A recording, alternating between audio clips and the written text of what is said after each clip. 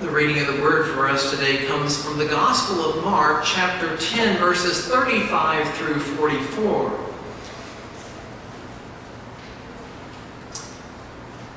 We start out with two of Jesus' closest disciples asking him a question. James and John, the sons of Zebedee, came forward to Jesus and said to him, "Teacher, we want you to do for us whatever we ask of you." And Jesus said to them, "What is it that you want me to do for you?" And they said to him, "Grant us to sit, one at your right hand and one at your left in your glory." But Jesus said to them, "You do not know what you're asking. Are you able to drink the cup that I drink or be baptized with the baptism that I am baptized with?" They replied, "We are able." Then Jesus said to them, "The cup that I drink, you will drink, and the baptism with which I am baptized, you will be baptized. But to sit at my right hand or my left is not mine to grant, but is for those for whom it has been prepared." When the 10 heard this, they began to be angry with James and John. So Jesus called all of them and said to them, "You know that among the Gentiles, those whom they recognize as their rulers lord it over them, and their great ones are tyrants over them. But it is not to be so among you. But whoever wishes to be great among you must be your servant, and whoever wishes to be first among you must be the servant of all." May God add God's blessing to our understanding of these words for us today.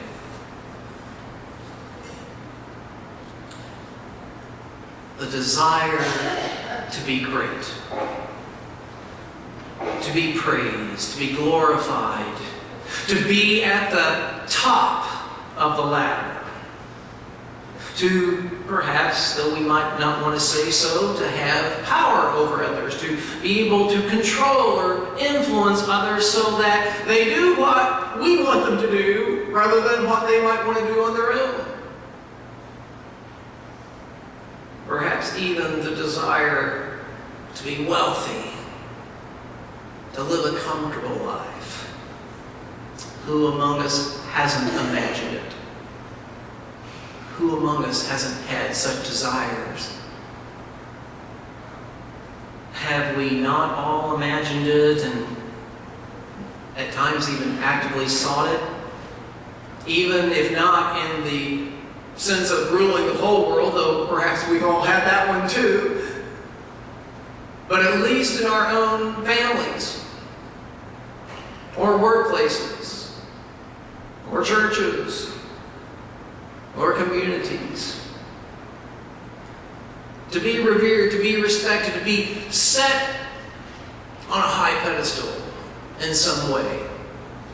Whether it be simply respected by others, but certainly it is part of our humanity to want to succeed. And what is success except for to be advantaged over others? Human society has been organized by those who want more power, and those who don't have it to want to claim it. Still today, we elect people whose decisions have power over us. Still today, we have presidents and legislators and judges and governors and other public officials who want to be the Herods, the Pontius Pilates, or even the Caesars of our society. Still today, we the people want to control our own lives, if not also wanting to control the lives of those within our own sphere of influence. The desire to rule our own lives world is deeply seated in the human imagination, but it is not the way of God. Jesus taught and showed by his actions how to live lovingly towards others, showing them compassion, working for justice in their lives, and caring for them in such a way that brought them peace. And two of Jesus' close disciples, John the Beloved and James his brother, the sons of Zebedee, they asked him this question that we just read. Now you would think that they would know better by this time. This is a question that is asked as Jesus is going on his last journey to Jerusalem, and we all know what that means. It means the end of his life. So he's come to the climax of his ministry. He's been with them 3 years, and still they don't understand the wider vision and mission of what he is trying to create, not only in them as disciples, but in the whole world as a whole.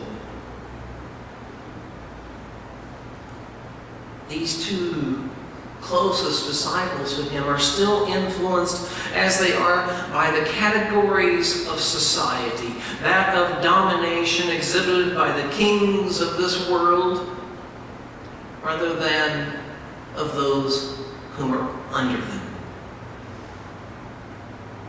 How hard it is to, even when we have heard things with our own ears, seen them with our own eyes, to be able to process that in such a way that we see the world differently, that we act differently in the world. Because so ingrained in us is this way of seeing the way the world's always worked.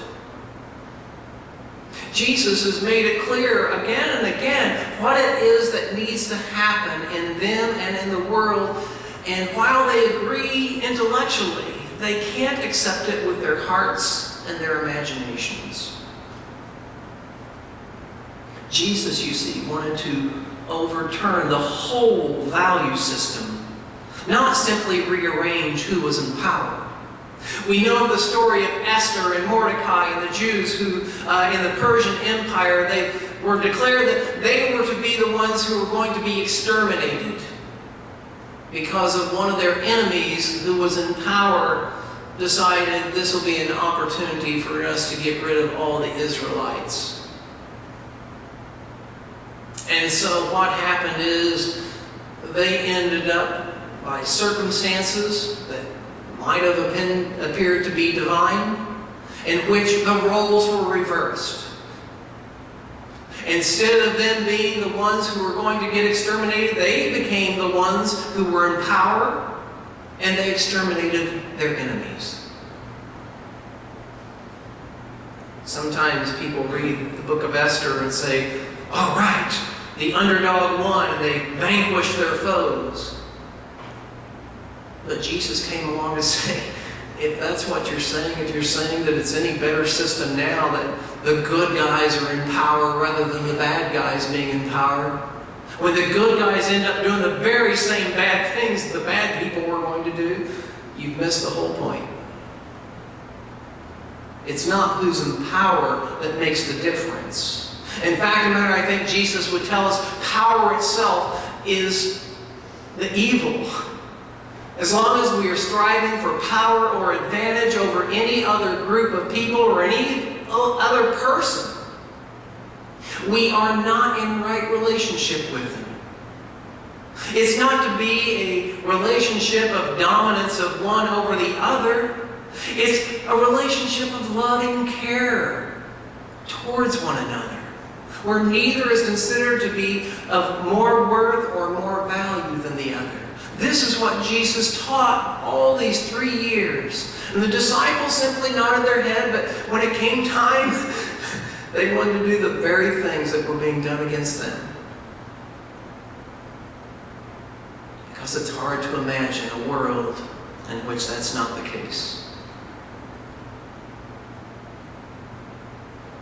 Now, perhaps the disciples could say, well, Jesus even talked about the kingdom of God, which seems like a hierarchical system. But I think that Jesus probably used those words simply to help them to understand.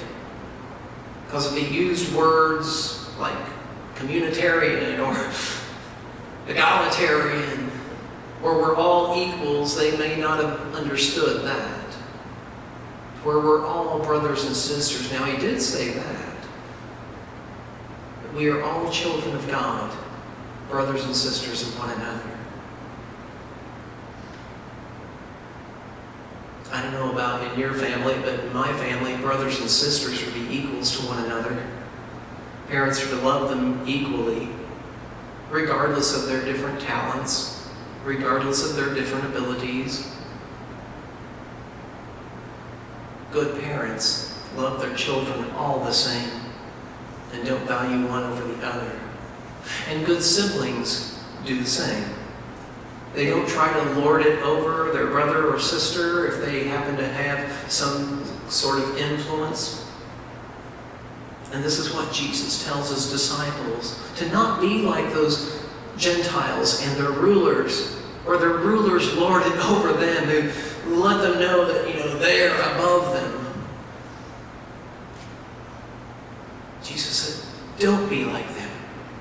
I'm trying to tell you a different way of being in the world in which nobody is over anyone. In fact, matter, I'm not over you. I may be the one who's teaching you these things, but it's only because I have that gift of insight to be able to do so. I know better than you. We are all God's children. And that is why, according to my philosophy, if any of you would be great, and I'm not saying you should want to be great, I'm just saying if anybody has that desire, be great only in your service to one another. To be a servant of one another. Now, Jesus was not saying it's all right for us to be servants in the way that the Roman government had made them servants. That is, basically as serfs or slaves. But rather that we be joyful servants, people who care so much about one another that we seek the good of each other. The assumption of James and John's question was that when Jesus, after he goes to Jerusalem and he's in his glory, that they want to be right there by his side, which means that they are next in the line of power and influence. That they will be the ones at the top of the hierarchy. And I think sometimes we misunderstand Jesus' words, for when he said, you don't understand what you're asking. Oftentimes, we think about him talking about those next words, his cup that he must bear, and the baptism of which he is baptized. But rather, I think what he really means to say is that you don't get it because there is no hierarchy. We're all equals. That's the way it's supposed to be. We're all equals. No one deserving more influence than the other. Each one being able to be autonomous.